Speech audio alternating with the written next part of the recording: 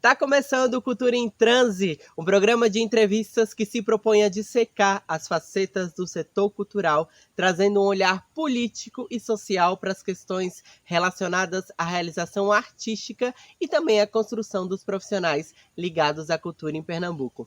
No episódio de hoje, a gente vai debater cultura e movimentos sociais. Vamos conversar sobre como as realizações artísticas fortalecem a adesão e a construção dos movimentos sociais em Pernambuco, e também como esses movimentos fortalecem a criação de outros espaços de criação e fruição onde o Estado não alcança. E para conversar com a gente sobre esse assunto, a gente vai receber essas três mulheres maravilhosas: Bia Pancararu, Maria Ferreira e Rosa Amorim.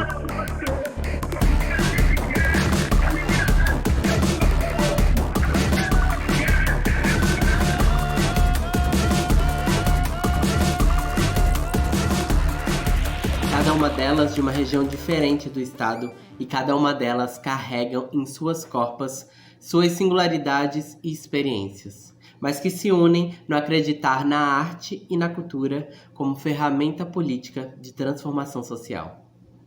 Nesse primeiro momento, deixar registrado aqui um grande salve para Guitinho de Xambá, que se encantou. Falar, né, de arte hoje, de cultura e de movimento social, de resistência, é no momento que o Estado está de luto, né? Eu sinto que Pernambuco tinha em Guitinho, assim, uma força, né?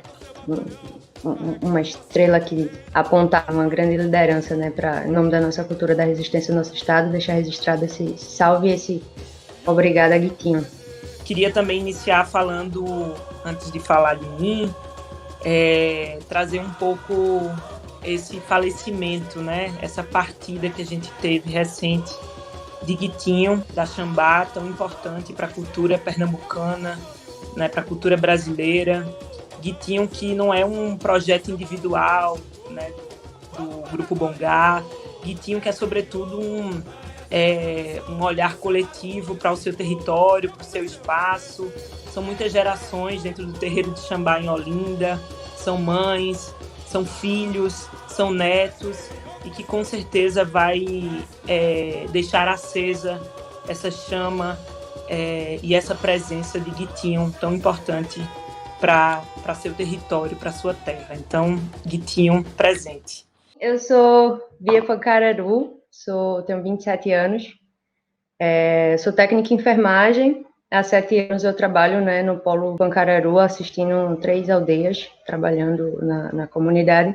Mas trabalho com movimento cultural vem de berço, assim. Meu avô, sou neta de um mestre de pífano, e na minha casa, assim, sempre foi a tradição da música, da tradição dos rituais de Pancararu, era meio que responsabilidade, certa parte dos homens, assim, de alguns homens da minha família.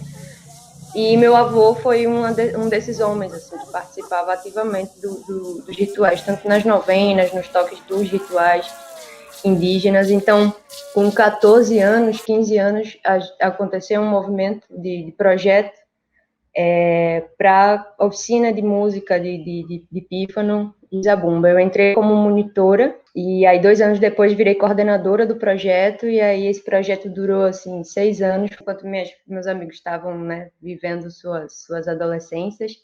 Eu estava com uma rapaziada assim de 60, 70, 80 anos, trabalhando com os mestres, fazendo registro, fazendo show. A gente fez muito festival. Então nessa época foi muito importante para me dar a noção de como a cultura trabalha ativamente, né, no contexto social de todo um povo. E a gente, enquanto povo indígena, percebe como essa valorização, né, de identidade, principalmente da sua identidade cultural, como é refletida, assim, se falando de sertão, né? Pensando no bioma que a gente está, né, que é sertão, qual é o primeiro outro personagem a não ser um indígena? Porque o sertanejo, antes de tudo, é um indígena, né? Mas a imagem do vaqueiro vem muito mais forte, sabe? Nas identidades culturais, assim. Eu vejo o meu sobrinho de 15 anos que ele é muito mais vaqueiro do que um caboclo, né? Pancararu. Então, buscar essas referências, trazer de volta essas referências culturais, assim, que traz de volta até a tua própria identidade, né? Então, meus trabalhos sempre foram muito trabalhando assim em cima não do resgate. Não gosto de falar de resgate da cultura Pancararu porque a gente nunca perdeu. Ela está aqui, ela existe, sabe? Ela existe. Mas trabalhar sempre no fortalecimento dela, na manutenção, né? Se ela está caindo, botar umas escoras para a gente não deixar se perder. Né? Eu sou Rosa Morim, eu sou militante do Levante Popular da Juventude, que é um movimento que organiza a juventude nas periferias, nos territórios e também nas escolas e universidades de todo o país. A gente está em todos os estados e é, sobretudo, um movimento de juventude. E também faço parte de uma história mais antiga do movimento dos trabalhadores rurais sem terra. Sou filha de sem terra, de assentados da reforma agrária. Por essa relação também de sempre, né, do movimento dos trabalhadores rurais, prosseguir na luta, né? E nessa relação entre cultura e arte, né, porque eu estou aqui, né, eu sou estudante de teatro da Universidade Federal de Pernambuco, e dentro dessas organizações, tanto do Levante como do MST, a gente procura, na prática, construir essa ligação entre a arte e cultura e a sua relação presente, pulsante e parte constituinte, integrante do próprio movimento social, da própria luta.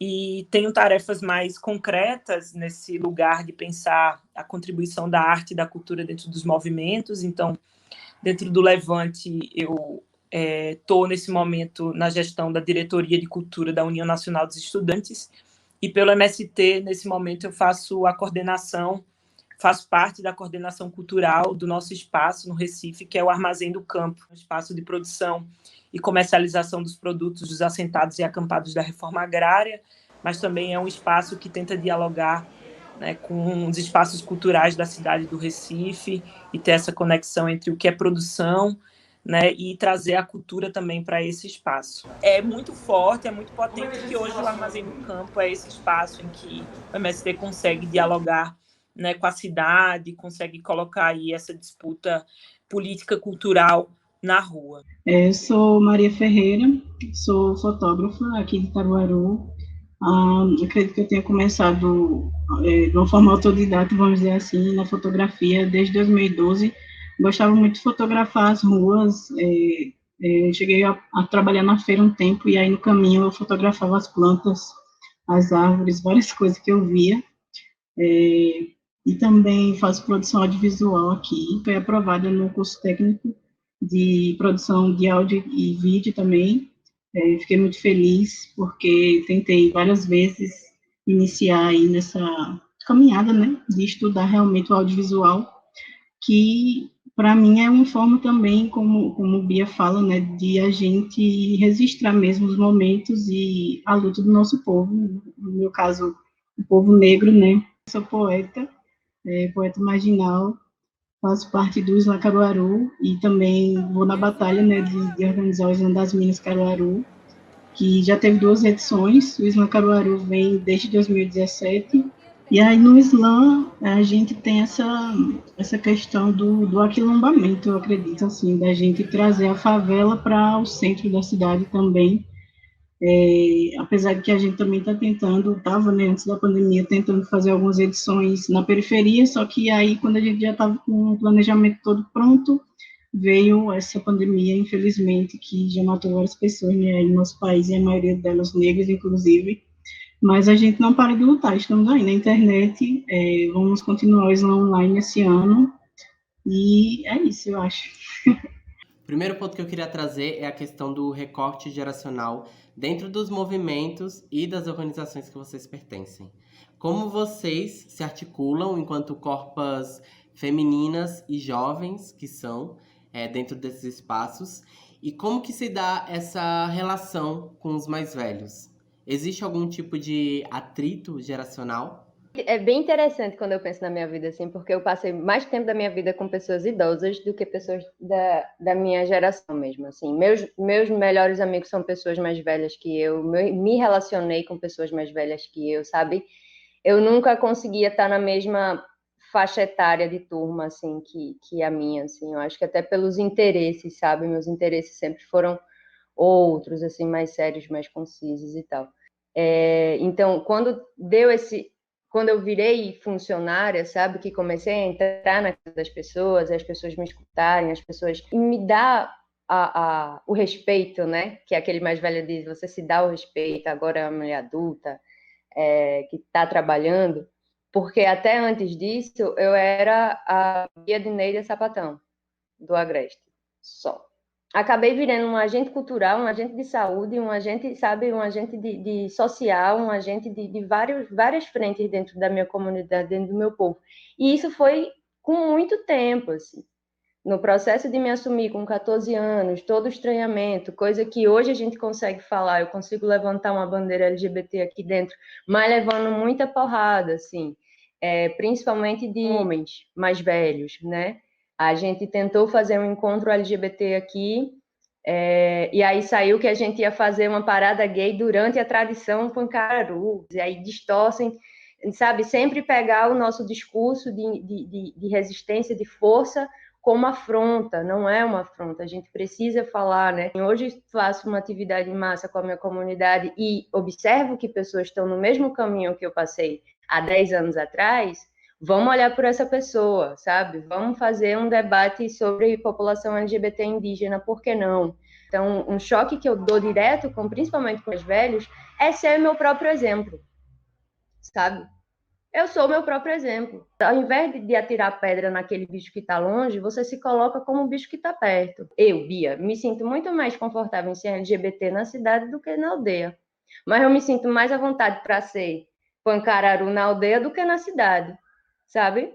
Então, esse jovem, quando vai para a cidade, que se sente muito mais à vontade de ser, de viver sua sexualidade na cidade, esse jovem não volta. Ele prefere estar longe para viver bem do que estar perto sofrendo. Então, quando eu acesso, principalmente os mais velhos, e boto essa realidade, hoje em dia eu estou vendo os casais, sabe, das meninas postando fotos, declarações de amor, uma coisa que há 10 anos atrás era impossível se fazer aqui nessa aldeia, sabe? E a gente já vê um movimento assim de mudança. Tem uma poesia do povo palestino que diz assim: aqui tem um passado, esse é o nosso presente e na luta está o nosso futuro.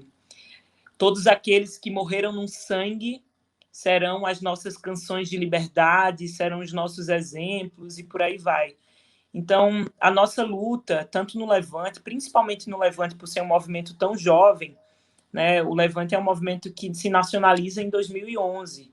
Então, aí são 7 anos de atuação. É um movimento muito recente e que tem um leito histórico que bebe nas nossas ancestralidades, que bebe das nossas lutadoras e lutadores do povo, né? Que ergueram e que lutaram, né? Com muito sangue, a custo de muito sangue e suor, né? Lutaram para a gente chegar onde a gente chegou hoje, que a gente está vendo tudo isso desmoronar nesse momento, né? Nessa luta, no meio da luta de classes tão difícil que a gente está vivendo hoje.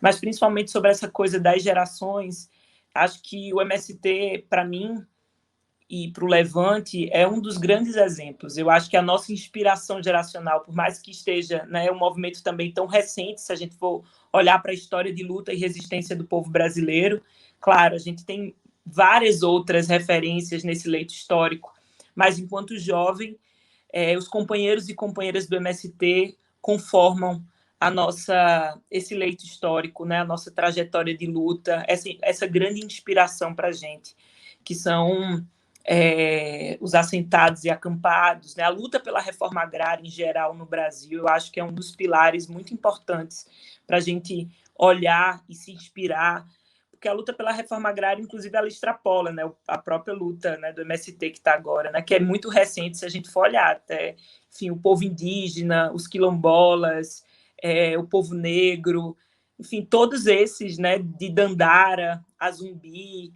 a Marighella, né, a Freitito, há tantos e tantas lutadoras do povo que constituem a nossa trajetória de luta.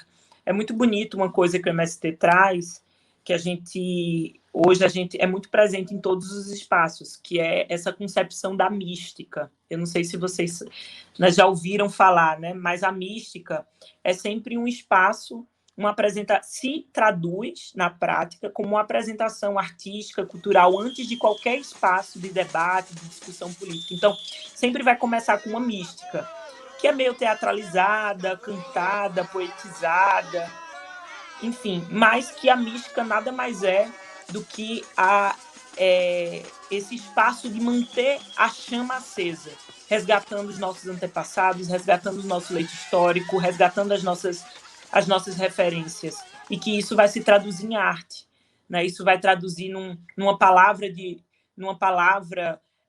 ordem, numa citação de alguém que veio antes da gente, e essas palavras, esses gritos, essas coisas que deixaram para a gente, que esses antepassados, que essas gerações passadas, na verdade, deixaram para a gente, na verdade, é o que vai dar sustentação para a nossa luta, entender o lugar que a gente está hoje e para onde a gente quer ir.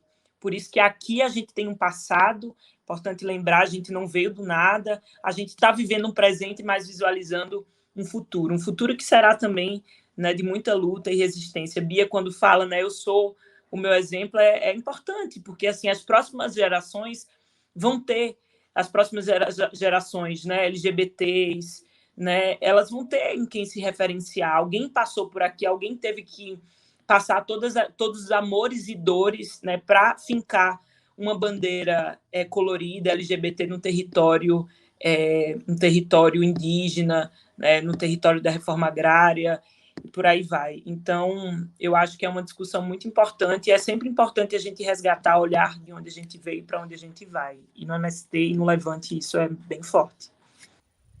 O Estado mata. A mata é meu estado. Na mata habitar, na mata estar encantada. Mesmo assim, quando há fogo, mata. Mesmo assim, quando há transformação, mata. Quando a arte, a cultura, cura. Mesmo assim, quando há educação, quando? Foi ontem, foi hoje, foi aqui, por Marielle, por Alf, por Henri.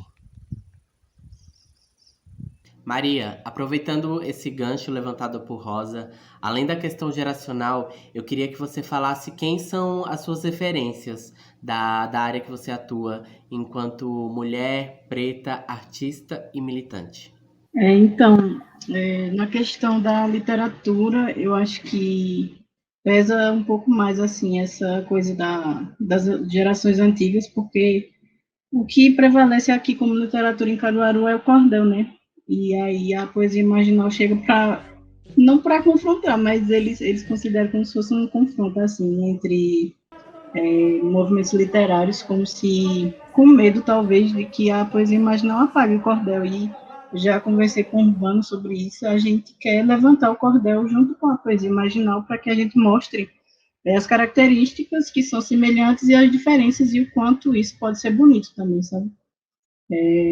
E ainda, por cima, a questão do cordel aqui em Caruaru também, a maioria dos cordelistas são homens brancos e de classe média alta, e eu acho que chegar um movimento assim, literário, feito por jovens da periferia, é meio que ameaçador para eles, sabe?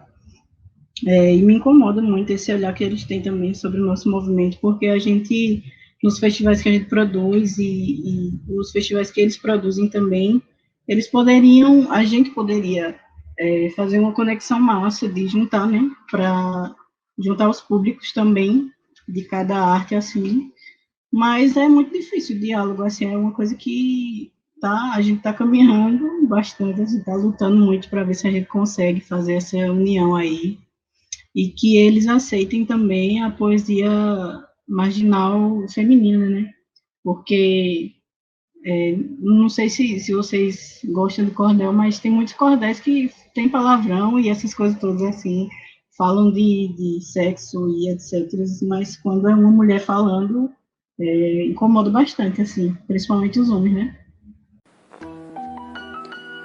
Atrás do riacho, ouço mais um grito.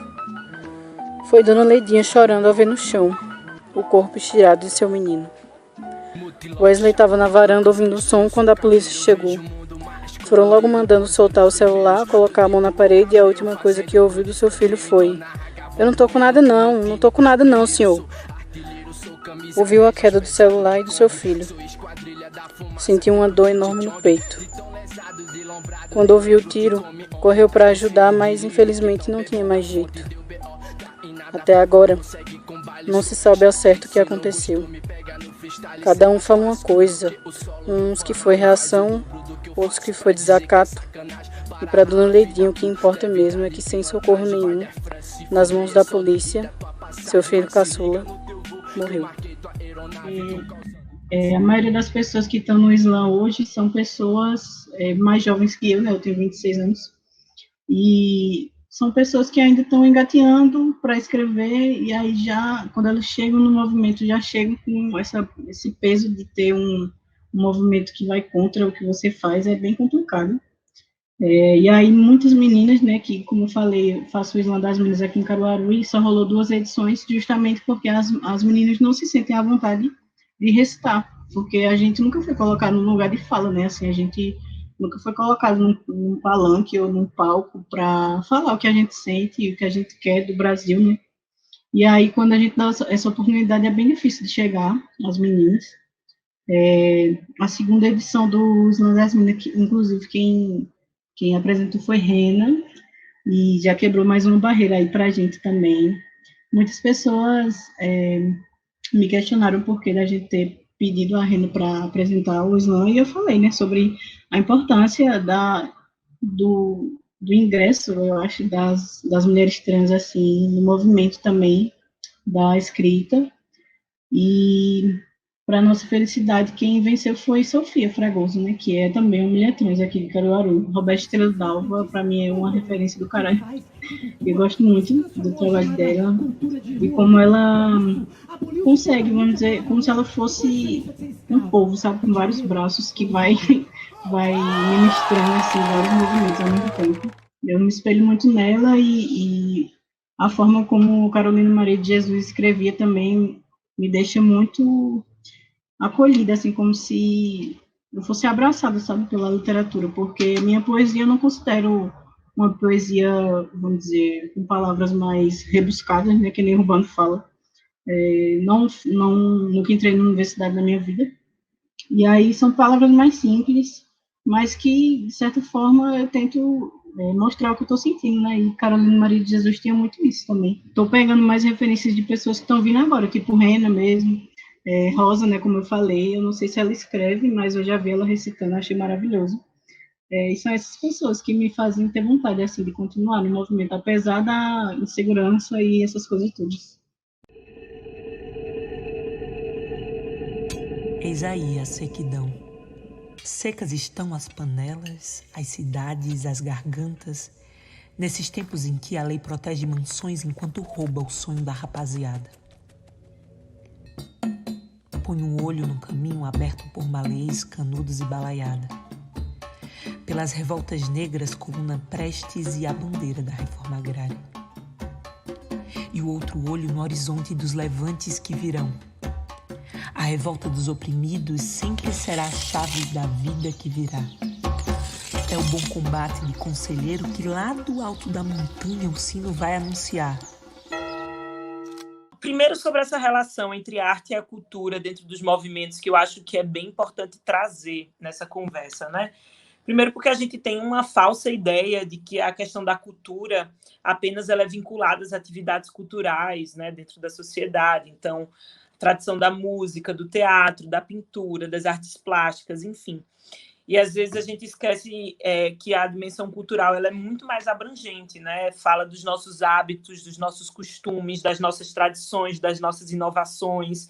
E é nesse lugar que tanto o Levante como o MST ele se referencia, né? Nessa concepção de cultura dentro do movimento.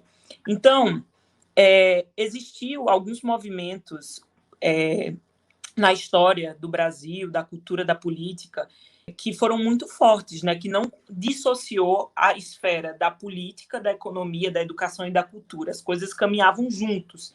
Isso eu posso falar do CPC, que foi o Centro Popular de Cultura da UNE, da União Nacional dos Estudantes, e aqui no Nordeste, na década de 60, isso, a gente teve o Movimento de Cultura Popular do Nordeste, aí comandado pelo governo de Arraes, mas que Paulo Freire, né, foi uma das pessoas que conduziu, e a gente tem o Teatro de Cultura Popular, mas eram pessoas que estavam totalmente vinculadas à efervescência política. Então, a primeira concepção que a gente tem dentro das nossas organizações é que arte, cultura e política são coisas indissociáveis.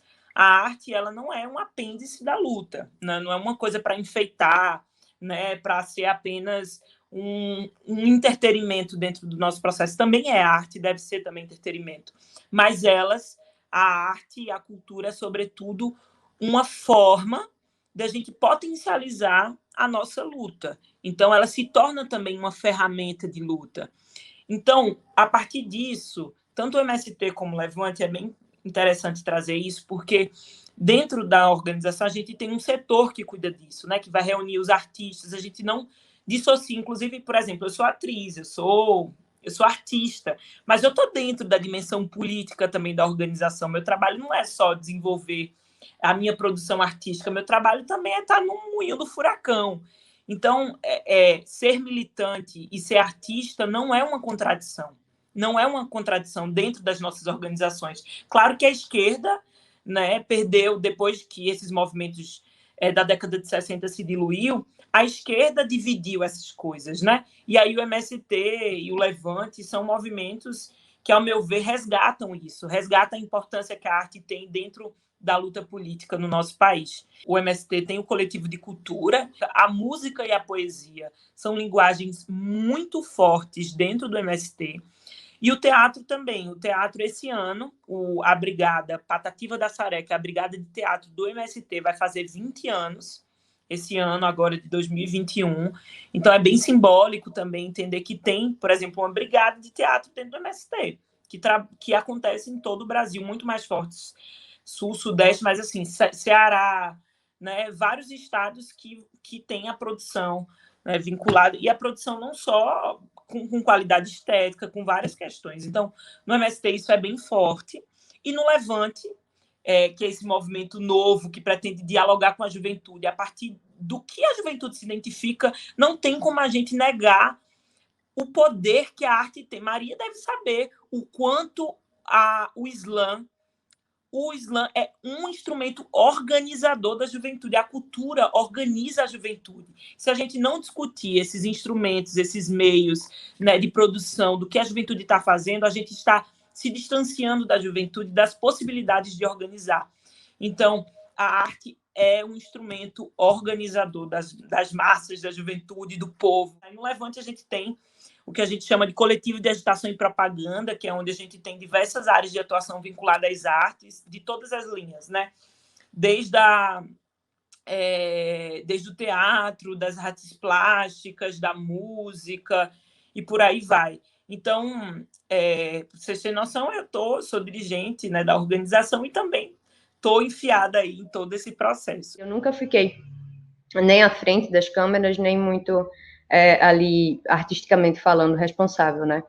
Até que eu recebi um convite para uma produção, para a continuidade de um documentário, que inclusive minha mãe participa desse documentário como uma das lideranças. Minha mãe é uma das lideranças aqui do povo. E aí seria tipo uma continuação desse documentário com um dos personagens. E acabei recebendo um convite para eu ser a personagem desse longa. A gente já rodou o longa em 2019, logo após o segundo turno, né, onde Bolsonaro foi eleito. A gente teve uma escola e uma unidade de saúde incendiadas aqui, e muito claro, muito simbólico, né, isso que aconteceu aqui no território, esse ataque.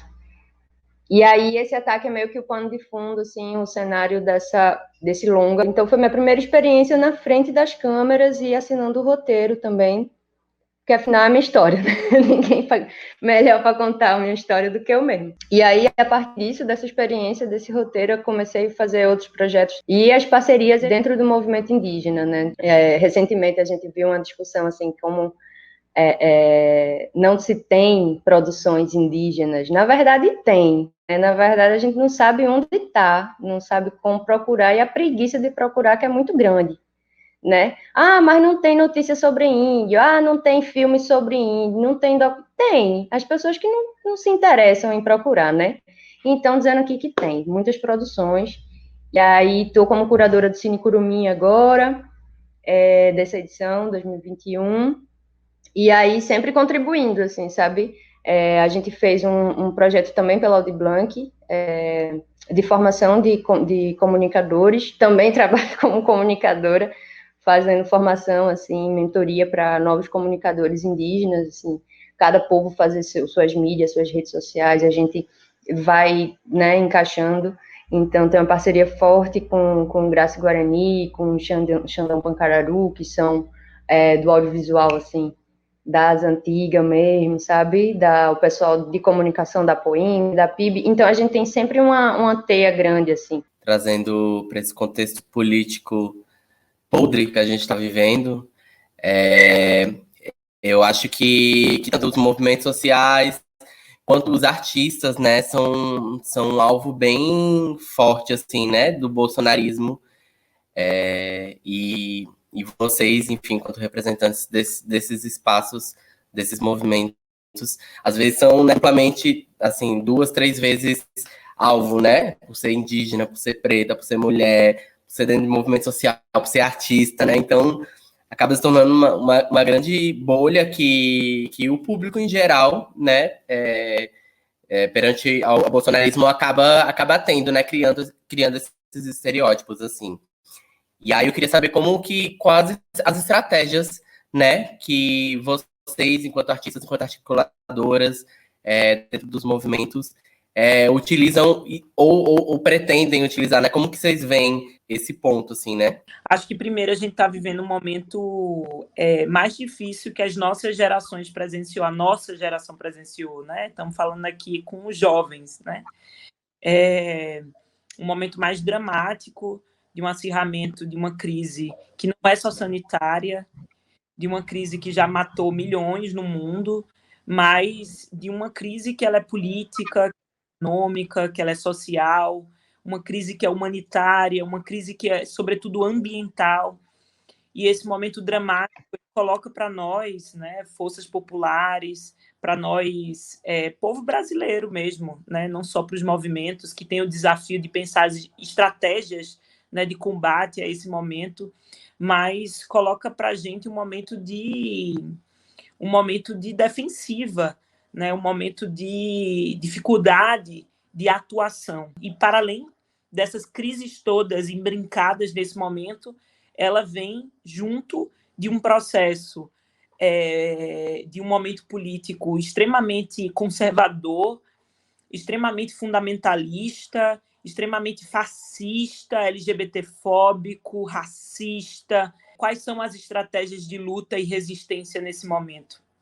O setor da arte, da cultura, é um dos setores que está sofrendo bastante no meio dessa pandemia, e também por meio dos cortes, né, provocados pelo governo, que corta a educação, que corta a cultura, que corta os direitos trabalhistas. A pandemia traz a dificuldade dos encontros, das atividades culturais acontecerem. E coloca para a gente o desafio de como se reinventar desse momento, né? Como se reinventar nesse momento. E para além do se reinventar criativamente, esteticamente, também coloca uma pergunta para nós que somos artistas, que somos sonhadores, que somos militantes e que a gente quer, né, instalar resistência nesse país. Como despertar esses 30% ou mais da população que está entregue aos pensamentos fascistas, bolsonaristas nesse momento. Então, para finalizar, eu acho que o nosso desafio ele é, sobretudo, ideológico. Ele é, sobretudo, ideológico. Então, o papel da cultura e da arte nesse momento entra aí. Esse é um momento da batalha das ideias, de estabelecer um convencimento contrário a essa desordem sangrenta que está existindo dentro do país, no meio de um governo completamente conservador.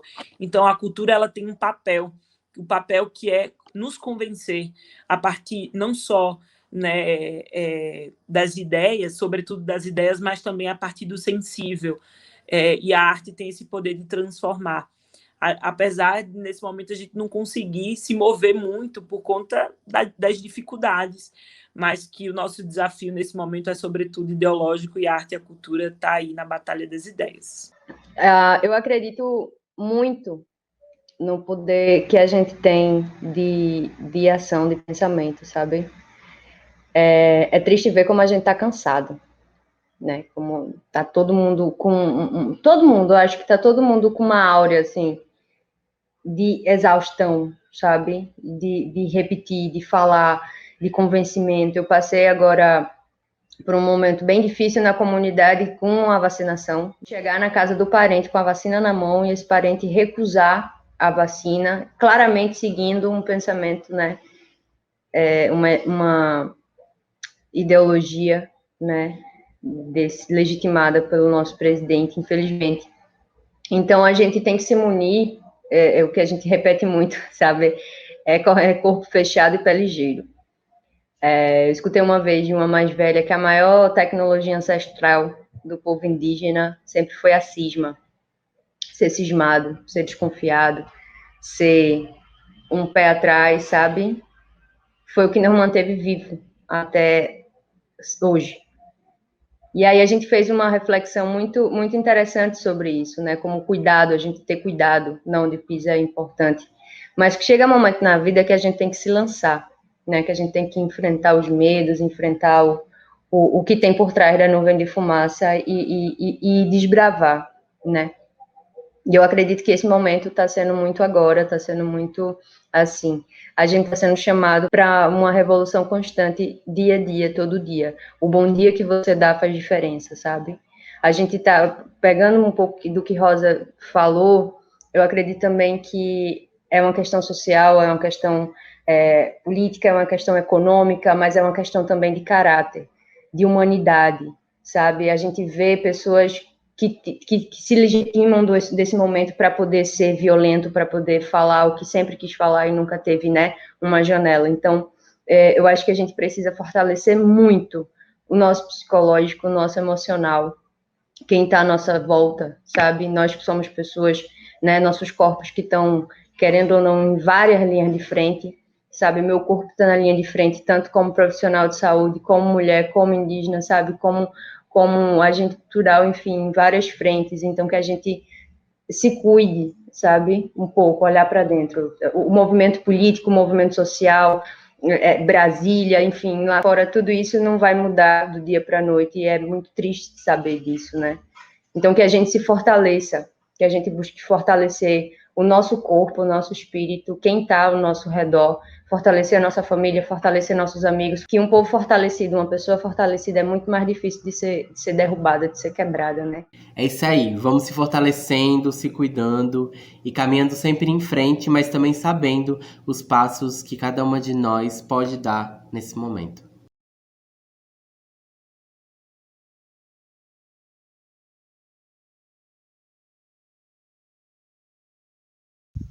Você pode nos encontrar no formato de videocast pelo nosso canal do YouTube Cultura em Transe ou em formato de podcast pelo Spotify e outras plataformas digitais. Para ficar por dentro dos outros episódios e dos temas que a gente está debatendo aqui, é só você nos seguir nas redes sociais, o link está aqui na descrição. Eu vou ficando por aqui, a gente se vê numa próxima. Cheiro! Eis aí a sequidão. Do tempo em que fala mais alto a vontade dos bancos que a dispensa dos homens. E em nossos peitos arde revolta. É lâmina molada de um lado e do outro, todo dia uma guerra para travar. Todo dia uma reza para amanhã a vida melhorar. Secas estão as panelas, as cidades, as gargantas, nesses tempos em que a lei protege mansões enquanto rouba o sonho da rapaziada. Só nos serve a esperança, pois essa sim aponta firme para além da infâmia.